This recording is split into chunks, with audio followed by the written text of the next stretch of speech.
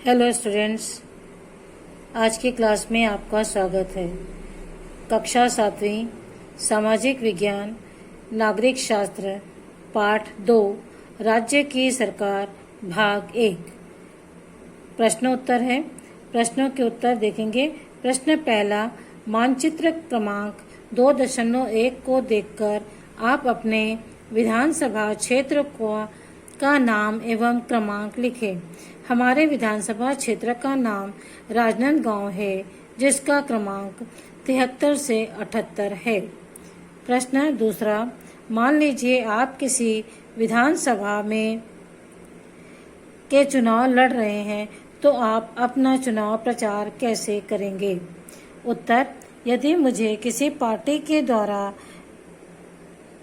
विधानसभा के प्रत्याशी के रूप में चुना जाता है, तो मैं सबसे पहले अपनी पार्टी के संगठन के मार्गदर्शन में अपने नाम व पार्टी की नीति का बैनर व पोस्टर बनवाऊंगी। पार्टी के क्षेत्र के कार्यकर्ताओं को आमंत्रित करूंगी और उनके साथ चुनाव प्रचार की रणनीति तय करूंगी।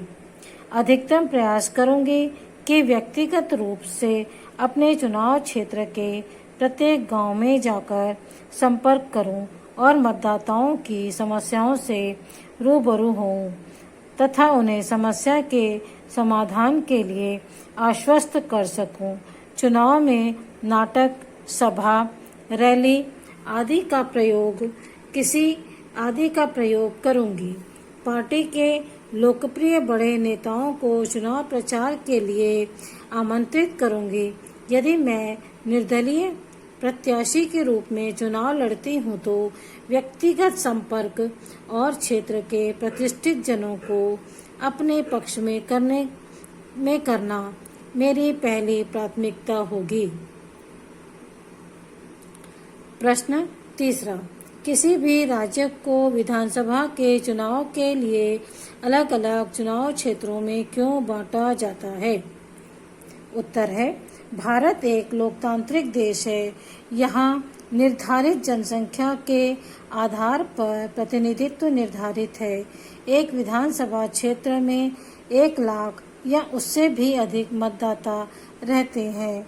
चुनाव संपन्न कराने में किसी प्रकार की असुविधा न हो तथा क्षेत्रीय समस्याओं को सदन के सदस्य ठीक प्रकार से जान सकें तथा देश का समुचित विकास संभव हो, इसलिए पूरे राज्य को अनेक विधानसभा क्षेत्रों में बांटा जाता है।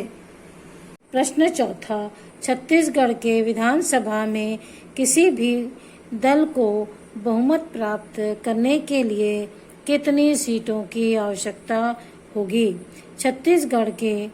उत्तर, छत्तीसगढ़ के विधानसभा में किसी भी दल को बहुमत प्राप्त करने के लिए कम से कम 45 सीटों की आवश्यकता होगी। प्रश्न पांचवा, किसी भी विधानसभा क्षेत्र में चुने गए प्रतिनिधि की मुख्य जिम्मेदारी क्या होती है? प्रतिनिधि अपने चुनाव क्षेत्र का प्रतिनिधित्व करता है, अतः उसे अपने क्षेत्र की सभी समस्याओं की जानकारी होनी चाहिए, जिससे वह प्राथमिकता के आधार पर सदन में उन समस्याओं के त्वरित निपटारे के लिए राशि आवंटित करवा सके। साथ ही क्षेत्र के लोगों के हित के लिए सरकार द्वारा लागू की गई योजनाओं का अधिकतम लाभ क्षेत्रवासियों को दिलाना, समय समय पर क्षेत्र में आने वाली विपदाओं के समाधान के लिए भी उसे सक्रिय व सजग रहना होगा। उक्त कार्यों को पूर्ण करना प्रतिनिधि की पहली प्राथमिकता और अनिवार्यता होनी चाहिए।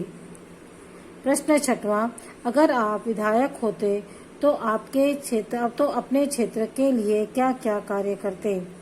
अगर मैं विधायक होती तो मैं अपने क्षेत्र की समस्याओं के लिए विशेष ध्यान देती, जैसे स्वच्छता, सड़क निर्माण, बिजली, अस्पताल, विद्यालय आदि बनवाने का कार्य करती तथा सरकारी योजनाओं का लाभ अपने क्षेत्रवासियों को पहुंचाने का प्रयास करती। बच्चों, इस प्रकार आपके पार्ट 2 के प्रश्नोत्तर समाप्त होते हैं। अगले वीडियो में अगला पार्ट देखेंगे। Okay, bye.